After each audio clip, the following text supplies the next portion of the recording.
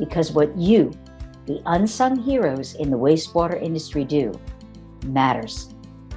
Every Wednesday, join me, Suzanne Chin Taylor, the DooDoo Diva, a longtime veteran of the wastewater, trenchless, and civil infrastructure industry, as I interview guests who are making an impact on how we manage and operate systems for conveying and treating wastewater. I'll also be speaking with representatives of organizations that are utilizing disruptive or new technologies, and executives who are going to share how to be successful and sustainable in our vital industry. So whether you want to learn about the latest trends in technology in treatment or trenchless, gain tips on training and retaining great talent, or simply how to be more efficient, productive, or profitable, this podcast is for you. Well, hello, and welcome to this week's episode of the DooDoo Divas Smells Like Money podcast. Today, we're visiting with Joe Gunderson from 608 Plumbing. So welcome to the show, Joe. Thanks, Susan. I really appreciate you having me on the show today. It's a real honor to be here. Absolutely. When you reached out to me and we started talking about, your business and how it's evolved and you personally, I was just really interested for you to come and share your expertise with our listeners in order to, help them if they might be facing some of the same challenges with a small plumbing business. So, Joe, I'm really curious your opinion on this, your thoughts of what do you see as some of the biggest stumbling blocks for small plumbers these days? What are the things that are really holding them back from being as successful as they could be? And what are some of the things that they can do to overcome those? And maybe share some of your own experience in this, in what has worked for you. Yeah, I guess the biggest thing that I've seen recently, there's been a lot of plumbing companies that have a lot of great technicians that decide that they're good enough and they could go on their own, and they might be the best technicians in the world, but as soon as they go and try to go and get off on their own, they don't necessarily have the business know-how, so they once they start once they get in front of their clientele, all of the old nasty habits start coming out, and they don't realize that it's not exactly a plumbing company that they have started, but it's a service company that they've started. So that's where we always get back to the bad reputation that comes along with a plumber, and I think that that's something that really needs to be addressed in our industry. And I know there's I'm not trying to say anything bad about our industry. There's the vast majority of plumbers out there are great technicians, awesome service technicians. And, but there's still that stigma. I think it's kind of an old, from generations past, the old butt crack plumber that comes by. So, when we're dealing with customers, that's kind of the first thing that they think of whenever you see a plumber portrayed in Hollywood. They're coming with that preset notion that we're having a blue collar worker coming into our house, and they're not really the like professional that we should be viewed as.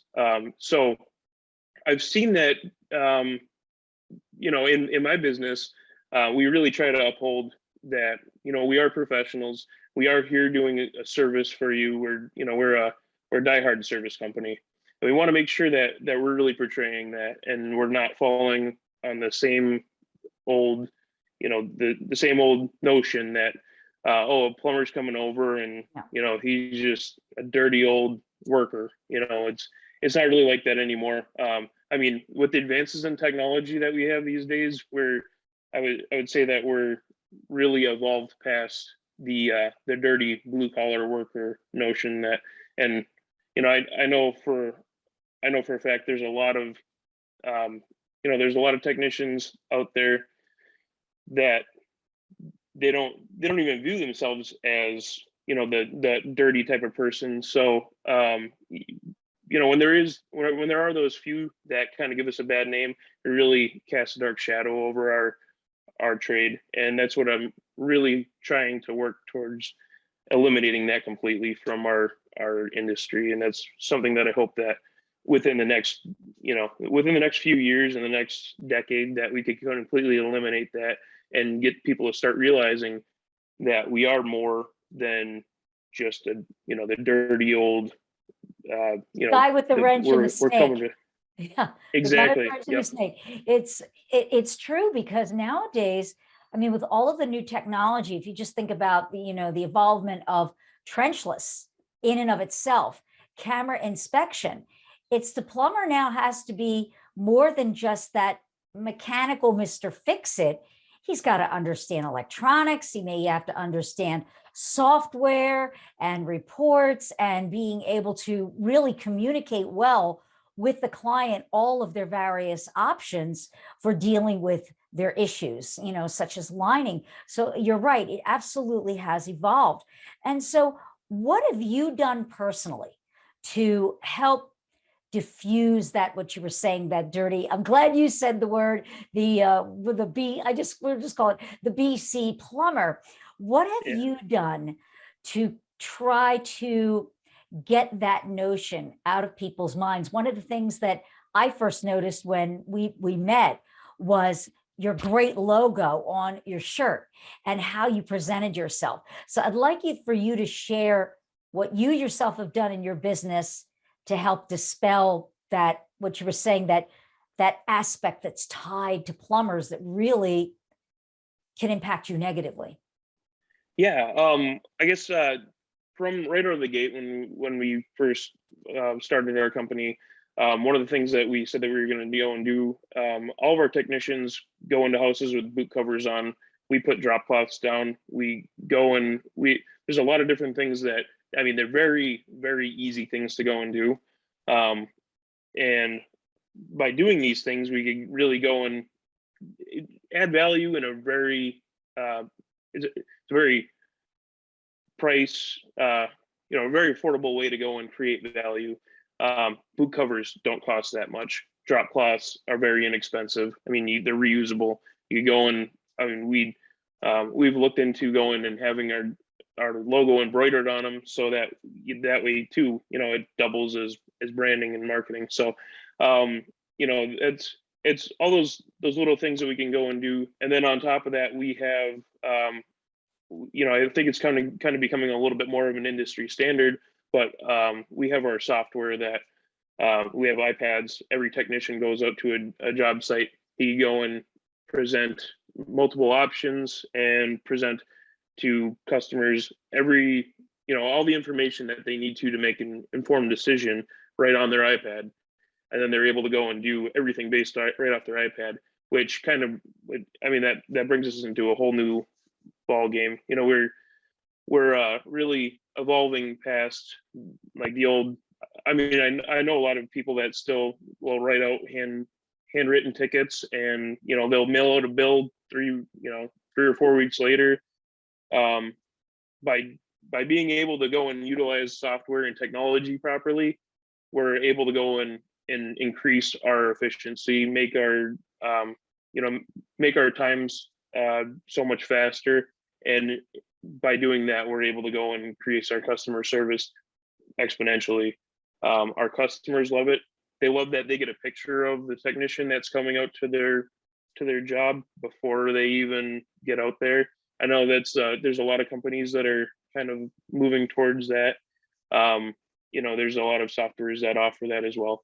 But I mean, there's just these little things that we do, and it's a lot of little things that add up to go and create an entire, great customer experience. And that's really what we're trying to go and perpetuate here.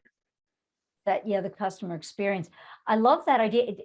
Can you offer the name of the software system that you've been using on the iPads that you like? Not giving an endorsement, but obviously if people haven't heard of these options, this is just one that you've had success with.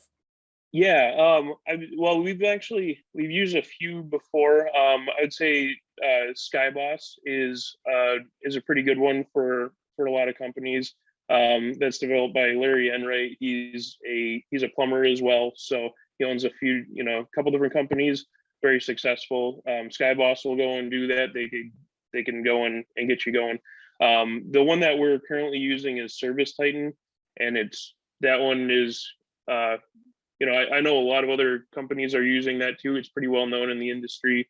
And you could integrate so much into that. So we use it for everything from top to bottom, but that is, that by using that software, I'm not gonna lie, there's a lot to learn there, but once you go and do know it, then it makes your life so much easier. So it's a real godsend. Excellent, excellent. So now, you obviously spent some time or some money on your own branding, on your logo. So how do you feel about branding and image and the importance of a company investing in that? Oh, it's paramount. You need to do that. You need to constantly be on top of your game, making sure that your logo is everywhere that it can be. Make sure that you're always staying top of mind. Make sure that your trucks are nice and neat. Make sure that everything that you do should be revolving around your company and your company image. And that goes back to a little bit of a background about me is I'm on the local fire department here as well. That's a big thing that they preach, is if you're always representing your fire department, so don't be an idiot. So I kind of took that same advice and applied it towards the plumbing industry. Like, we're always being representatives of our company. So if we have, I've had technicians that have peeled out in company vans before, and that is very frowned upon that's just something that you can't do. If somebody sees that logo on the side of the van, and when that gets called in, that is, you kind of sacrificed your trust there with somebody in our community. And we're looking to go and be not only a great service company, but the leaders in our community, the ones that everybody looks up to and says, hey, that's a great company. They support our community really well. And we want to keep making sure that we're just more than the plumbers that you call when your pipes are backed up. Right. So when you say, the branding leads to people having trust in you. So what are some of the ways, aside from, your great branding and image, what are some of the ways in the community that you have used yourself to help build trust? And especially now, because we're in a virtual selling environment and somebody's picking up the phone or finding you online, they've never met you before. What do you do to convert them from that person that's a little leery? Again, they're thinking in the back of their mind, that image of the BC plumber showing up at the house. What are some of the ways that you help to build that trust right from the very first, I would say, touch point or engagement with the prospect or customer? I've kind of always tried to think outside the box. There's a time where in my community, there wasn't really the buy sell trade pages. I went and created one of those pages and got a lot of people in our community to join it. And I use that as a platform to reach out to people. And not only, like I was saying, not only for the plumbing company, but to go and do that as a local, as a local leader. And once that happened, there was, anytime, I'd say once or twice a week, there's somebody on there that says, hey, who do you know of a good local plumber? Or do you know, I'm having this problem, my toilets are backed up, my septic system is acting up, whatever it may be. Then all of a sudden we'll go and get mentioned on there, a dozen times. We'll have everybody in the community going and tagging us in there. And that was something that really wasn't that expensive to go and do. It took a little bit of doing it. It was a little bit of groundwork, but then once that was all taken care of, it literally cost nothing to go and start that.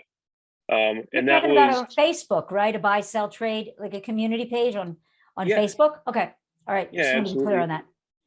And then I mean, beyond that, we go and we had a canned food drive in my office Nice. a couple of weeks ago, and um, that was a great success. One of my technicians who was he's part of a beard group. I think it's the Bearded Rebellion.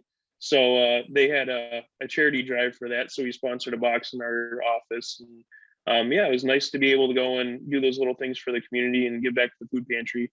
Um, and I mean, we do a lot of little things, sponsorships. Like again, we're sponsoring the local fire department, the barbecue that they're having this year. We're sponsoring, a couple youth teams. I think a baseball team, and just like the little things like that. That also adds branding. Every one of those times that we sponsor something, we get our logo on a shirt.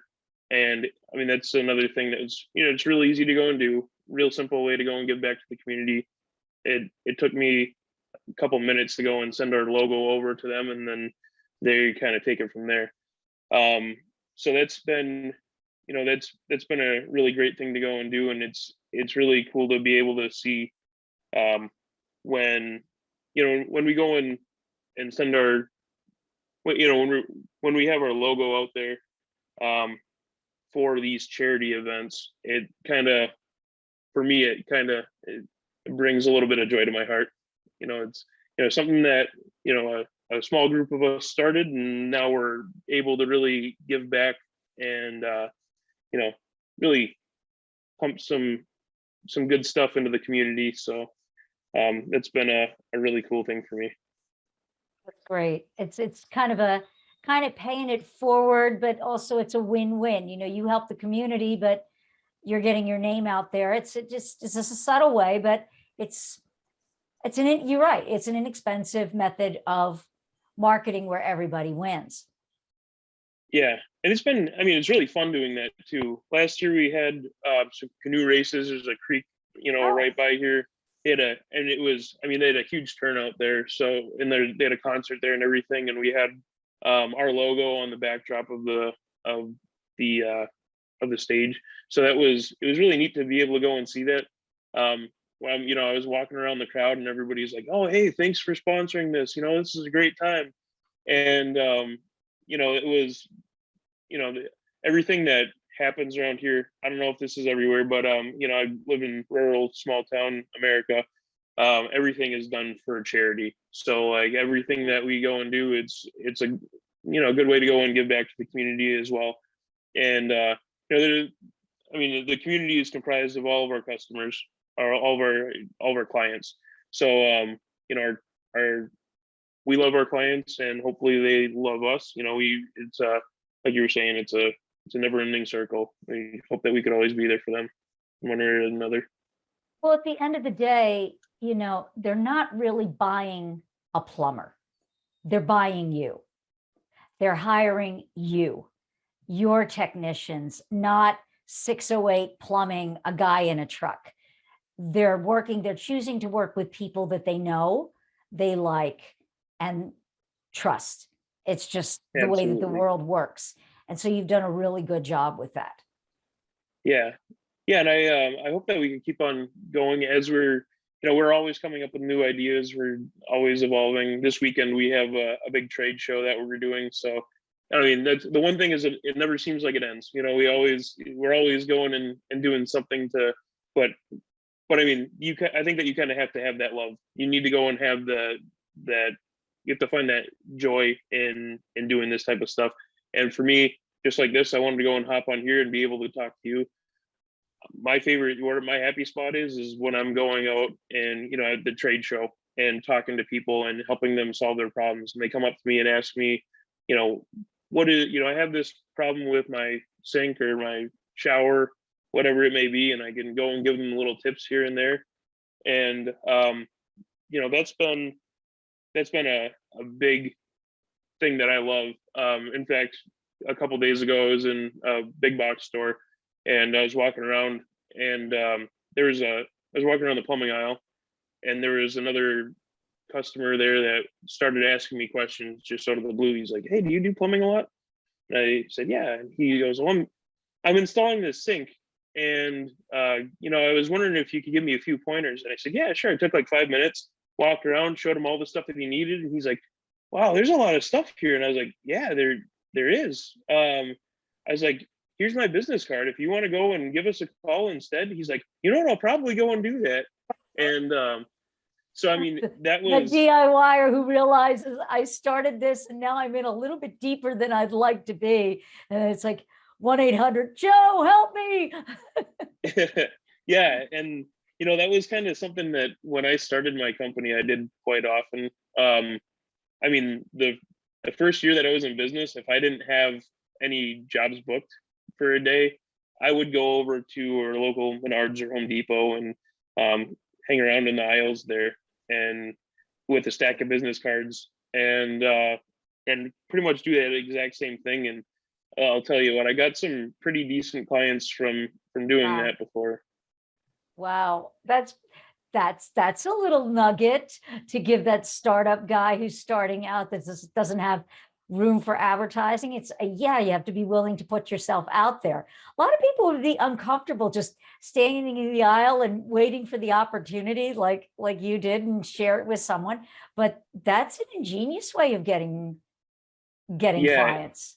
it helped out quite a bit when I was first starting out, and I've told that to quite a few people before. That is, you're very right about that, though. It does take a special type of extrovert to be able to go and just walk up to somebody and start BSing about plumbing. But like I said, that's kind of what I like doing. So, I'd start asking questions about their project that they had going on.